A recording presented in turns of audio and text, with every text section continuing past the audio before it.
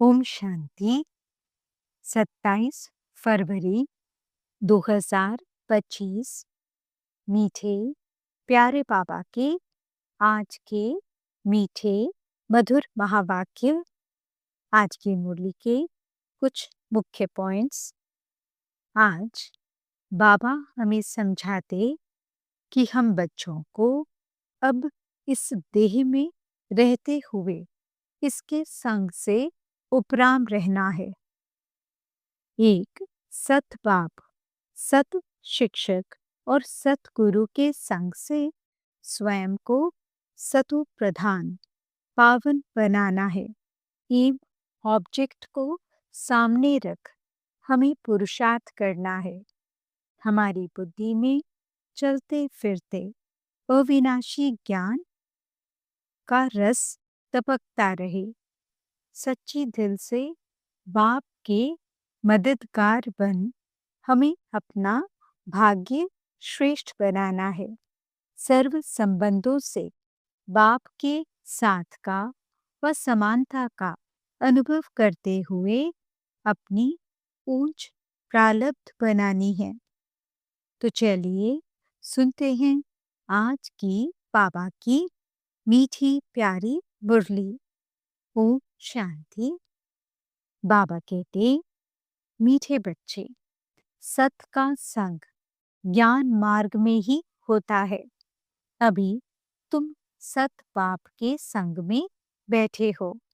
बाप की याद में रहना माना सत्संग करना। प्रश्न, सत्संग की आवश्यकता तुम बच्चों को अभी ही है, क्यों?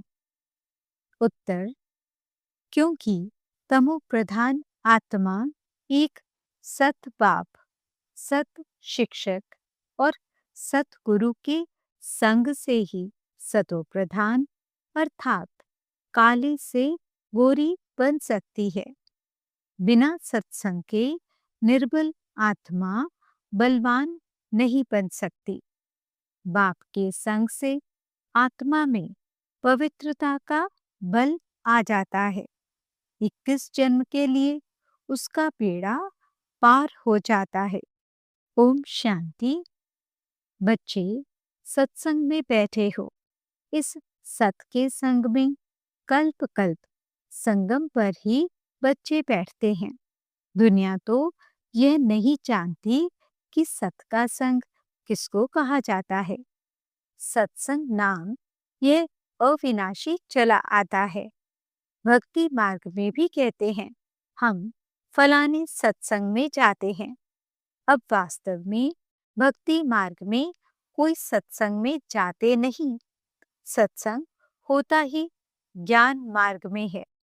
अब तुम सत के संग में बैठे हो। आत्माएं सत बाप के संग में बैठी हैं और कोई जगह आत्माएं परम पिता परमात्मा के संग में नहीं बैठती। बाप को जानते नहीं, बल कहते हैं हम सत्संग में जाते हैं, परंतु वे देह अभिमान में आ जाते हैं। तुम देह अभिमान में नहीं आएंगे। तुम समझते हो हम आत्मा हैं, सत बाबा के संग बैठे हैं और कोई भी मनुष्य सत के संग में बैठ नहीं सकता। सत का संग ये नाम भी अभी ही है। सत का संग, इसका यथार्थ रीति अर्थ बाप वेद समझाते हैं। तुम आत्माएं अब परमात्मा बाप जो सत्य है उनके साथ बैठी हो। वे सत बाप, सत टीचर, सतगुरु है। तो गोया तुम सत्संग में बैठे हो, फिर भल यहाँ व घर में बैठे हो, परंतु अपने को आत्मा समझ याद बाप को करते हो। हम आत्मा अब सत बाप को याद कर रहे हैं, अर्थात सत के संग में हैं। बाप मधुबन में बैठे हैं। बाप को याद करने की युक्तियां भी अनेक प्रकार की मिलती हैं। याद से ही विकर्म विनाश होंगे, ये भी बच्चे जानते हैं। हम 16 कला संपूर्ण बनते हैं। फिर उतरते उतरते कला कम होती जाती है। भक्ति भी पहले अव्यभिचारी है, फिर गिरते गिरते व्यभिचारी भक्ति होने से तमो प्रधान बन जाते हैं। फिर उनको सत का संग जरूर चाहिए, नहीं तो पवित्र कैसे बने। तो अब तुम आत्माओं को सत बाप का संग मिला है। आत्मा जानती है हमको बाबा को याद करना है, उनका ही संग है। याद को भी संग कहेंगे। यह है सत का संग। यह तय होते हुए भी तुम आत्मा मुझे याद करो। यह है सत का संग। जैसे कहते हैं ना, इनको बड़े आदमी का संग लगा हुआ है, इसलिए देह अभिमानी बन पड़ा है। अभी तुम्हारा संग हुआ है सत बाप के साथ, जिससे तुम तमो प्रधान से सतो प्रधान बन जाते हो। बाप कहते हैं मैं एक ही बार आता हूँ। अभी आत्मा का परमात्मा से संग होने से तुम 21 जन्म के लिए पार हो जाते हो। फिर तुमको संग लगता है देह का। ये भी ड्रामा बना हुआ है। बाप कहते हैं मेरे साथ तुम बच्चों का संग होने से तुम सतो प्रधान बन जाते हो, जिसको गोल्डन एजेड कहा जाता है। साधु संत आदि तो समझते हैं आत्मा निर्लेप है, सभी परमात्मा ही परमात्मा है। तो इसका मतलब परमात्मा में खाद पड़ी है। परमात्मा में तो खाद पड़ नहीं सकती। बाप कहते हैं क्या मुझ परमात्मा में खाद पड़ती है? नहीं, मैं तो सदैव परम धाम में रहता हूँ, क्योंकि मुझे तो जन्म मरण में आना नहीं है। ये तुम बच्चे जानते हो। तुम्हारे में भी कोई का संग जास्ती है, कोई का कम है। कोई तो अच्छी रीति पुरुषार्थ कर योग में रहते हैं।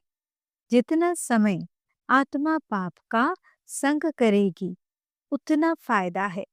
विकर्म विनाश होंगे। बाप कहते हैं हे आत्माएं, मुझ पाप को याद करो, मेरा संग करो। मुझे यह शरीर का आधार तो लेना पड़ता है, नहीं तो परमात्मा बोले कैसे, आत्मा सुने कैसे। अभी तुम बच्चों का संग है सत के साथ। सत बाप को निरंतर याद करना है। आत्मा को सत का संग करना है। आत्मा भी वंडरफुल है, परमात्मा भी वंडरफुल है, दुनिया भी वंडरफुल है।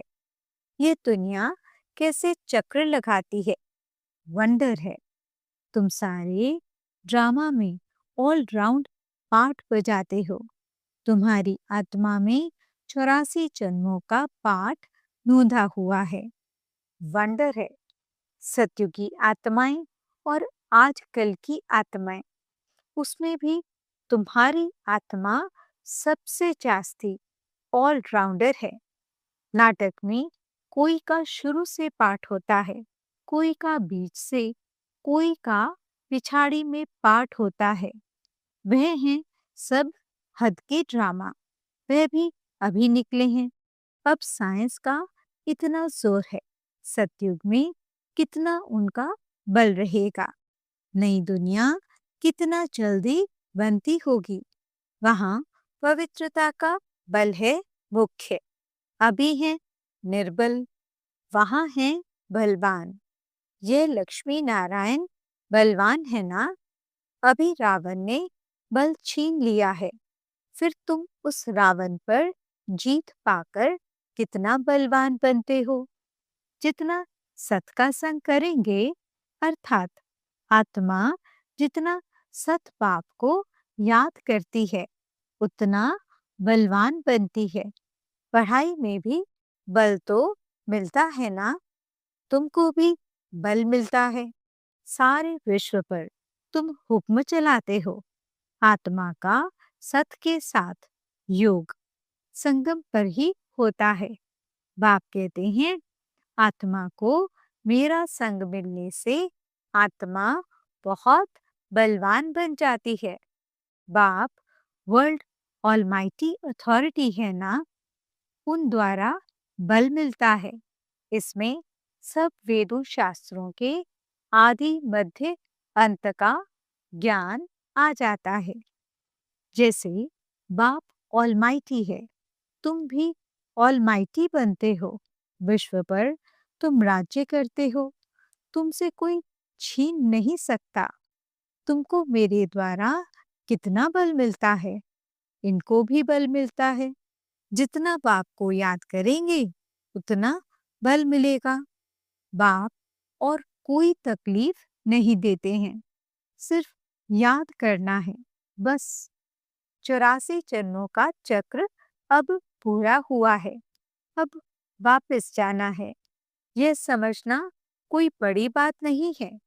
जास्ती रेसगाड़ी में जाने की तो दरकार नहीं है।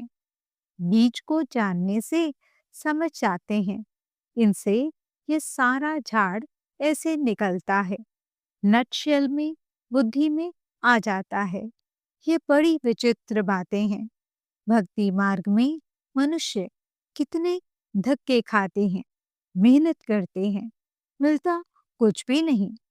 फिर भी बाप आकर तुमको विश्व का मालिक बनाते हैं। हम योग बल से विश्व का मालिक बनते हैं। यही पुरुषार्थ करना है। भारत का योग मशहूर है। योग से तुम्हारी आयु कितनी बड़ी हो जाती है। सत के संग से कितना फायदा होता है। आयु भी बड़ी और काया भी निरोगी बन जाती है। ये सब बातें तुम बच्चों की बुद्धि में ही बिठाई जाती हैं। और कोई का भी सत के साथ संग नहीं है, सिवाय तुम ब्राह्मणों के। तुम प्रजापिता ब्रह्मा की संतान हो, दादे पोत्रे हो। तो इतनी खुशी होनी चाहिए ना कि हम दादे पोतरे हैं। वर्षा भी दादे से मिलता है। यही याद की यात्रा है। बुद्धि में यही सिमरन रहना चाहिए। उन सत्संगों में तो एक जगह जाकर बैठते हैं, यहाँ वह बात नहीं। ऐसे नहीं कि एक जगह बैठने से ही सत का संग होगा, नहीं। उठते बैठते चलते फिरते हम सत के संग में हैं। अगर उनको याद करते हैं तो, याद नहीं करते हैं तो देह अभिमान में है। देह तो असत चीज है ना, देह को सत नहीं कहेंगे। शरीर तो जड़ है, 5 तत्वों का बना हुआ। उनमें आत्मा नहीं होती तो चुरपुर न हो। मनुष्य के शरीर की तो वैल्यू है नहीं, और सबके शरीर की वैल्यू है। सौभाग्य तो आत्मा को मिलना है। मैं फलाना हूँ, आत्मा कहती है ना। बाप कहते हैं, आत्मा कैसी हो गई है, अंडे गच मच सब खा जाती है। हर एक भस्मासुर है, अपने को आप ही भस्म करते हैं। कैसे? काम चिता पर बैठ हर एक अपने को भस्म कर रहे हैं, तो भस्मासुर ठहरे ना।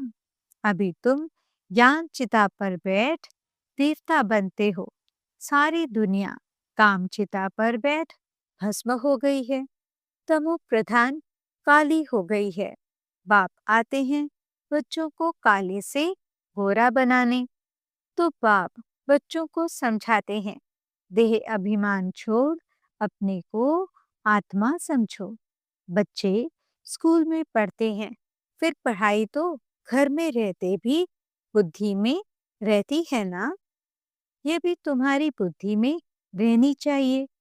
यह है तुम्हारी स्टूडेंट लाइफ। एम ऑब्जेक्ट सामने खड़ी है। उठते बैठते चलते बुद्धि में यह नॉलेज रहनी चाहिए। यहाँ बच्चे आते हैं, रिफ्रेश होते हैं। युक्तियाँ समझाई जाती हैं कि ऐसे ऐसे समझाओ। दुनिया में ढेर के ढेर सत्संग होते हैं, कितने मनुष्य आकर इकट्ठे होते हैं। वास्तव में वह सत का संग तो है नहीं। सत का संग तो अभी तुम बच्चों को ही मिलता है। बाप ही आकर सतयुग स्थापन करते हैं। तुम मालिक बन जाते हो। देह अभिमान अथवा छूटे अभिमान से तुम गिर पड़ते हो और सत के संग से तुम चढ़ जाते हो। आधा कल्प तुम प्रारब्ध भोगते हो। ऐसे नहीं कि वहां भी तुमको सत का संग है। नहीं, सत का संग और झूठ का संग तब कहते हैं जब दोनों हाजिर हैं। सत बाप जब आते हैं वही आकर सब बातें समझाते हैं। जब तक वे सत बाप नहीं आए तब तक कोई जानते भी नहीं है। अब बाप तुम बच्चों को कहते हैं, हे आत्माएं, मेरे साथ संग रखो।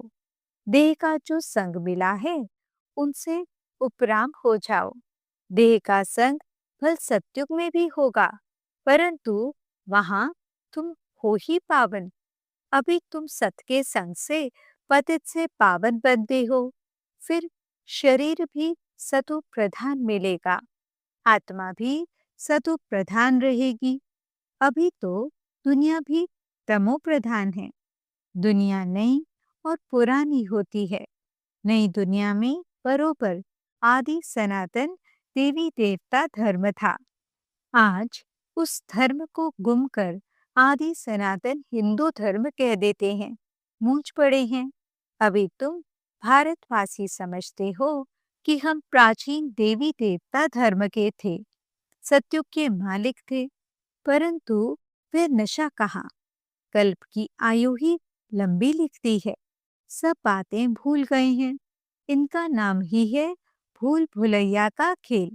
अभी सत बाप द्वारा तुम सारी नॉलेज जानने से ऊंच पद पाते हो। फिर आधा कल्प बाद नीचे गिरते हो, क्योंकि रावण राज्य शुरू होता है। दुनिया पुरानी तो होगी ना। तुम समझते हो हम नई दुनिया के मालिक थे, अभी पुरानी दुनिया में हैं। कोई कोई को यह भी याद नहीं पड़ता है। बाबा हमको स्वर्गवासी बनाते हैं। आधा कल्प हम स्वर्गवासी रहेंगे, फिर आधा कल्प बाद नीचे गिरते हो, क्योंकि रावण राज्य शुरू होता है। दुनिया पुरानी तो होगी ना। तुम समझते हो बाबा हमको स्वर्गवासी बनाते हैं। आधा कल्प हम स्वर्गवासी रहेंगे, फिर नरकवासी बनेंगे। तुम भी मास्टर ऑलमाइटी बने हो, नंबरवार पुरुषार्थ अनुसार। यह है ज्ञान अमृत का डोज। शिव बाबा को ऑर्गन्स मिले हैं पुराने, नया ऑर्गन्स तो मिलता नहीं, पुराना बाजा मिलता है। बाप आते भी वानप्रस्थ में ही हैं। बच्चों को खुशी होती है तो बाप भी खुश होते हैं। बाप कहते हैं हम चाहते हैं बच्चों को नॉलेज दे रावण से छुड़ाने। पाठ तो खुशी से बजाया जाता है ना। बाप बहुत खुशी से पाठ बजाते हैं। बाप को कल्प कल्प आना पड़ता है। यह पाठ कभी बंद नहीं होता है। बच्चों को बहुत खुशी रहनी चाहिए। जितना सत का संग करेंगे उतना खुशी होगी। याद कम करते हैं, इसलिए इतनी खुशी नहीं रहती है। बाप बच्चों को मिल्कियत देते हैं। जो बच्चे सच्ची दिल वाले हैं उन पर बाप का बहुत प्यार रहता है। सच्ची दिल पर साहिब राजी रहते हैं। अंदर बाहर जो सच्चे रहते हैं बाप के मददगार बनते हैं। सर्विस पर तत्पर रहते हैं, वही बाप को प्रिय लगते हैं। अपनी दिल से पूछना है, हम सच्ची सच्ची सर्विस करते हैं, सच्चे बाबा के साथ संग रखते हैं। अगर सत बाबा के साथ संग नहीं रखेंगे तो क्या गति होगी। बहुतों को रास्ता बताते रहेंगे तो ऊंच पद भी पाएंगे। सतबाप से हमने क्या वर्षा पाया है, अपने अंदर देखना है। ये तो जानते हैं नंबरवार है, कोई कितना वर्षा पाते हैं, कोई कितना पाते हैं। रात दिन का फर्क रहता है। अच्छा, मीठे मीठे सिकेलदे बच्चों प्रति माता पिता बाप दादा का याद प्यार और गुड मॉर्निंग। रूहानी बाप की रूहानी बच्चों को नमस्ते। हम रूहानी बच्चों की रूहानी बाप दादा को दिल व जान सिकवा प्रेम से नमस्ते, नमस्ते, नमस्ते जी। गुड मॉर्निंग बाबा। शुक्रिया बाबा। धारणा के लिए मुख्य सार। पहला पॉइंट, तुम्हें जो इस देह का संग मिला है, इस संग से उपराम रहना है, सत के संग से पावन बनना है। दूसरा पॉइंट, इस स्टूडेंट लाइफ में चलते फिरते बुद्धि में नॉलेज घूमती रहे। एम ऑब्जेक्ट को सामने रख पुरुषार्थ करना है। सच्ची दिल से बाप का मददगार बनना है। वरदान, अव्यभिचारी और निर्विघ्न स्थिति द्वारा फर्स्ट जन्म की प्रारब्ध प्राप्त करने वाले समीप और समान भव। जो बच्चे यहाँ पाप के गुण और संस्कारों के समीप हैं, सर्व संबंधों से बाप के साथ का व समानता का अनुभव करते हैं, वही वहाँ रॉयल कुल में फर्स्ट जन्म के संबंध में समीप आते हैं। फर्स्ट में वही आएंगे जो आदि से अब तक अव्यभिचारी और निर्विघ्न रहेंगे। निर्विघ्न का अर्थ यह नहीं है कि विघ्न आए ही नहीं, लेकिन विघ्न विनाशक या विघ्नों के ऊपर सदा विजयी रहें। ये दोनों बातें यदि आदि से अंत तक ठीक हैं, तो फर्स्ट जन्म में साथी बनेंगे। स्लोगन, साइलेंस की पावर से नेगेटिव को पॉजिटिव में परिवर्तन करो।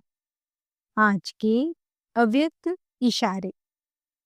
एकांतवासी अर्थात सदा स्थूल एकांत के साथ साथ एक के अंत में रहना। एकाग्रता की शक्ति से किसी भी आत्मा का मैसेज उस आत्मा तक पहुंचा सकते हो।